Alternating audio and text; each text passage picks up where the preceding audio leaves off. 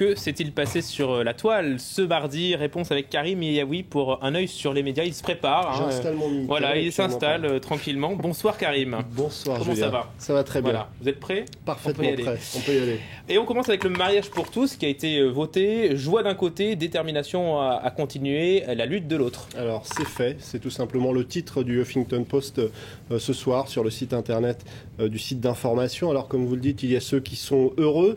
Je vais vous montrer quelques photos qui ont été mises en ligne sur le site du Huffington Post, comme ici à Bordeaux, où on célèbre cet événement historique. Pour beaucoup, c'est clairement un événement historique. Et puis, du côté de Paris, on avait quelques personnes, pas mal d'ailleurs, qui se sont rassemblées autour du leader très médiatique de la lutte contre le mariage pour tous, ceux qui étaient en quelque sorte la manif pour tous, autour de Frigide Barjot. Mais on pouvait trouver aussi dans ce cortège d'autres personnalités politiques, comme Marion Maréchal Le Pen, qui était aussi très entourée. Alors vous en doutez, sur Twitter, ça a été largement commenté.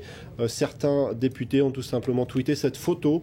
C'est la photo au moment du vote. Fier et ému, écrit les députés socialistes Razi Hamadi. Erwan Binet, on a beaucoup parlé de lui, c'était le rapporteur de cette loi. Il écrit un tweet assez sobre. Merci à tous ceux qui ont soutenu le mariage pour tous et tous ceux qui ont combattu durant tant d'années pour aboutir à ce 23 avril 2013. Et puis, je vais vous montrer ce tweet qui reprend une déclaration de Noël Mamère qui s'est exprimée aujourd'hui dans l'hémicycle et qui a été très applaudie. Nous avons attendu 2013 pour voter cette loi dans la haine homophobe. Nous n'avons pas à être fiers, dit Noël Mamère. Et c'est vrai que beaucoup de médias rappelaient aujourd'hui qu'il a été précurseur puisqu'il avait célébré un mariage homosexuel en 2004, qui sera finalement annulé par la justice définitivement en 2007. Mais on va redécouvrir quelques images de cet événement parce qu'il avait marqué les esprits. Noël Mamère raconte aujourd'hui qu'il a reçu des milliers de lettres de menaces. Il raconte aussi que ça s'était fait de façon un petit peu chaotique parce qu'il avait fallu cacher les mariés, les cacher aux journalistes notamment, et qu'un soir, ils ont quand même décidé d'aller faire la fête dans une boîte de nuit. Donc c'était assez sport, raconte-t-il. Mais en tout cas, c'est une victoire un peu amère, tout de même, soulignent certains médias. Ici, c'est Têtu, ce journal très lu par la communauté homosexuelle. Et puis, victoire amère, mais ça n'empêche pas Anne Hidalgo, l'adjointe au maire de Paris, qui ambitionne de prendre la mairie de Paris, de dire « J'ai hâte de marier toutes les Parisiennes et tous les Parisiens qui s'aiment, mais avant, il faudra être élu ». Ce n'est pas encore tout à fait fait. Et puis, je vais vous montrer quelques réactions d'opposants. Christine Boutin, qui a été un des fers de lance de l'opposition au mariage pour tous, grâce au mépris et aux mensonges de Hollande, eh bien, il a gagné une bataille et aujourd'hui, il se plie aux activistes LGBT, mais son entêtement le perdra. Très menaçant ce tweet. Elle ajoute « En allant trop loin, il a atteint son but, faire lever une nouvelle génération qui ne se taira pas jamais et prendra le pouvoir ».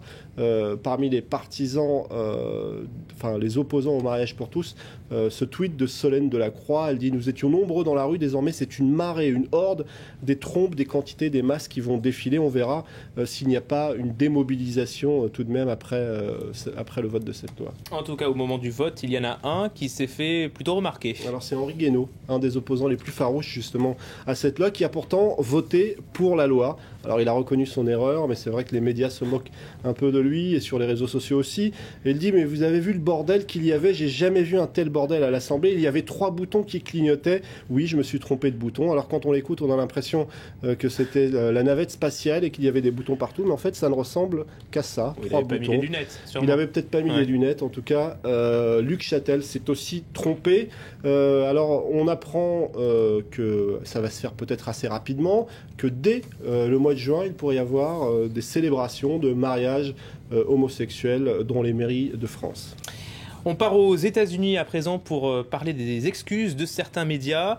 Excuses après l'emballement qui accompagnait les attentats de Boston. Alors Big Brother explique que l'attentat de Boston a donné lieu à ce qu'on peut appeler la plus grande enquête participative en ligne jamais réalisée. Appel à témoins, récompense de 50 000 $. Alors il y a beaucoup de sites internet qui se sont retrouvés en quelque sorte être la caisse de résonance d'informations, mais aussi de beaucoup de rumeurs totalement fausses, des informations bidons qui ont parfois été reprises.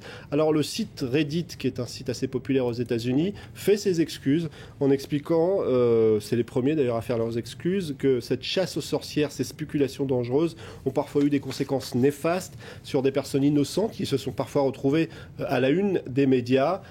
Excuse aussi de AP, Associated Press, qui a reconnu des erreurs et qui explique qu'il serait temps de revenir aux fondamentaux, c'est-à-dire ne pas se contenter d'une seule source, expliquer lorsque l'information est à prendre avec des pincettes à ses lecteurs qu'elle est à prendre avec des pincettes, et puis finalement éviter au maximum le recours à l'anonymat. Et puis rapidement, Associated Press, qui est une agence de presse, qui a vu aujourd'hui son compte Twitter hacké. Alors un compte hacké avec ce tweet qui a depuis été supprimé mais dont on trouve encore trace. 2 explosions à la Maison-Blanche, Barack Obama est blessé. Alors elle va rapidement démentir, Associated Press, mais déjà on s'aperçoit que ça a des conséquences, notamment sur le cours de la bourse qui s'effondre pendant quelques instants, qui perd 145 points, le Dow Jones. Alors le piratage a été revendiqué sur Twitter justement par l'armée électronique syrienne qui s'était déjà fait remarquer en s'en prenant à l'agence France Presse, un mouvement qui affirme soutenir Bachar el-Assad. Il a revendiqué aussi le piratage de Sky News Arabia ou encore Al Jazeera Mobile. L'incroyable puissance de Twitter. Merci beaucoup Karim, on vous retrouve demain. Restez avec nous à suivre la météo et le journal de 22h30, c'est dans 1 minute.